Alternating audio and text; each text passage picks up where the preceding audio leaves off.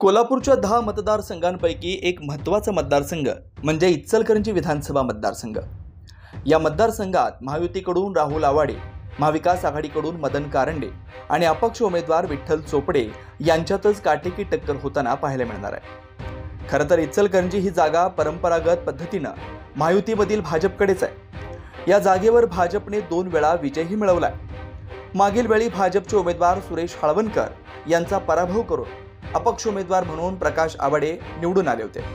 विजय झाल्यापासूनच ते भाजपच्या पाठीशी उभे राहिलेत। त्याचंच फलित म्हणून आवाडे घराण्यात उमेदवारी देण्याचा निर्णय भाजपने घेतला। मात्र आमदार प्रकाश आवाडे यांनी यावेळी मुलाला राहुल आवाडे यांना रिंगणात उतरवलं। भाजपचे प्रदेश उपाध्यक्ष सुरेश हळवणकर यांनी भक्कमपणे राहुल आवाडेंनाच पाठिंबा दिला। विनाअट त्यांनी आपला हक्क सुरेश हळवणकर यांनी सोडला। त्यामुळे राहुल आवाडेंना आता 2 हत्तींचं बळ मिळालंय। मात्र या बळाचा उपयोग ते निवडणुकीत कसा करून घेतात याकडे सर्वांचं लक्ष लागून राहिलंय।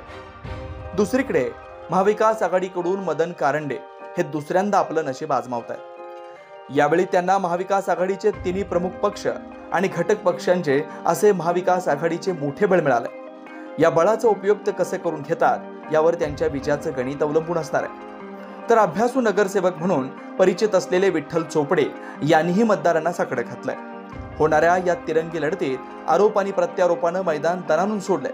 आवाडे कुटुंबावर घराणेशाहीचा जोरदार आरोप केला जातोय। मात्र आमदार प्रकाश आवाडे यांनी एका सभेमध्ये यावर भाष्य करून विरोधकांचा आरोप खोडून काढण्याचा प्रयत्न केला। तर महाविकास आघाडीच्या उमेदवारावर टीका करताना विझत असलेल्या दिव्याप्रमाणे महाविकास आघाडीतील नेत्यांची अवस्था झाल्याचं प्रकाश आवाडेंनी म्हटलंय। दरम्यान आरोप आणि प्रत्यारोपांमध्ये कुठेही न सापडता विठ्ठल चोपडे यांनी आपल्या ताकदीने प्रचार सुरू ठेवलाय।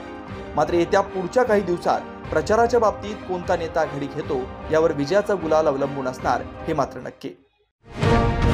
अशाच ताज्या अपडेटसाठी महासत्ता न्यूजला सबस्क्राइब करा।